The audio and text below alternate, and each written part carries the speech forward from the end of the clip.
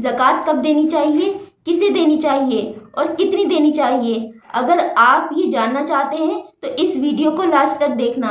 अगर आप मेरे चैनल पर नए हैं, चैनल को सब्सक्राइब करें और वीडियो को लाइक ज़रूर करें।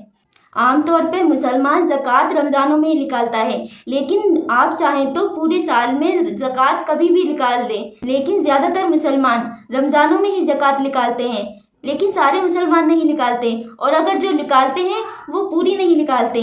ज़कात कितनी देनी चाहिए और किन लोगों को देनी चाहिए, अगर आप ज़कात दे रहे हैं तो वो कबूल होगी या नहीं।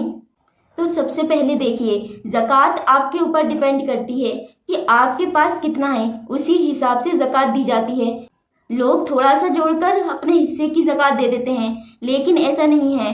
जितना आप पर है उसी के हिसाब से ज़कात दी जाती है। आपके बैंक अकाउंट में जितना पैसा है उसका हिसाब भी लेना पड़ेगा, और आपका अगर किसी पे उधार है तो उसे भी जोड़ना पड़ेगा, उसी के हिसाब से ज़कात दी जाती है। अगर आप पर 1 लाख रुपया है तो उसमें से 2500 रुपये की ज़कात बनती है। इसी हिसाब से आप सदका देने का अंदाज़ा लगा सकते हैं कि आप कितना दे रहे हैं और आप पर है कितना।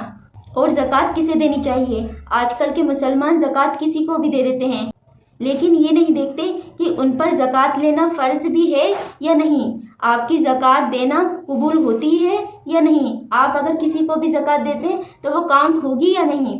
देखिए, अगर किसी के पास सिर्फ इतना है कि वो खा पी सके, उस पर अगर इतना ना हो कि वो जोड़ सके, तो उस पर ज़कात फ़र्ज है, तो आप उसे ज़कात दे सकते हैं। अगर किसी की इतनी हैसियत है कि वो खा पी भी सकता है और कम से कम 1 लाख रुपया भी जोड़ लिया हो, तो उस पर ज़कात लेना फ़र्ज नहीं है, बल्कि उसे चाहिए कि वो भी ज़कात दे। मुसलमान ये नहीं देखते कि किसे देनी चाहिए। अगर किसी पर 50,000 वाला फ़ोन है, 1 लाख वाली गाड़ी है, तो उस पे ज़कात कैसे बनती है। अगर वो भले ही आपके यहाँ काम करता है, लेकिन उस पर महंगी महंगी चीज़ें हैं, तो उस पर ज़कात लेना फ़र्ज नहीं है। आप उसे अगर ज़कात देंगे तो वो ज़कात आपकी मानी ही नहीं जाएगी। इसलिए अगर आप ज़कात देते हैं तो इसका पूरा ख्याल रखें कि ज़कात सही हाथों में जानी चाहिए। तीसरा सवाल, ज़कात देना क्यों ज़रूरी है। तो आप रसूलुल्लाह सल्लल्लाहु अलैहि वसल्लम ने फरमाया, जो शख्स अपने माल में से ज़कात न निकाले, उसके कब्र में उसकी दौलत एक बड़ा अजदहा बनकर आएगी। तो उसने इकट्ठा कर कर दुनिया में रख रखा है, वो उसके जिस्म पर आग बनाकर चिपकाया जाएगा। इसलिए ज़कात देना बहुत ज़रूरी है। ज़कात पूरी दें और सही तरीके से दें। अगर आपको लगता है कि ज़कात देने से आपकी दौलत में कमी आएगी, तो ऐसा नहीं है। ज़कात देने से दौलत कम नहीं होती, अल्लाह उसमें और इजाफा करता है। अगर आपके पास एक खराब आम है और आप उसे अच्छे आमों के साथ रख दें, तो क्या होगा।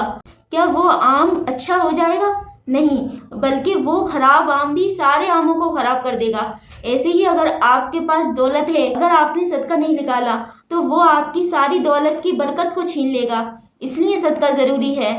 अगर ईद से पहले ये वीडियो आपके पास आई है तो इसे अपने रिश्तेदारों और लोगों के पास शेयर करें, ताकि उन्हें भी सही तरीका मालूम हो, और मेरे चैनल को सब्सक्राइब ज़रूर करें।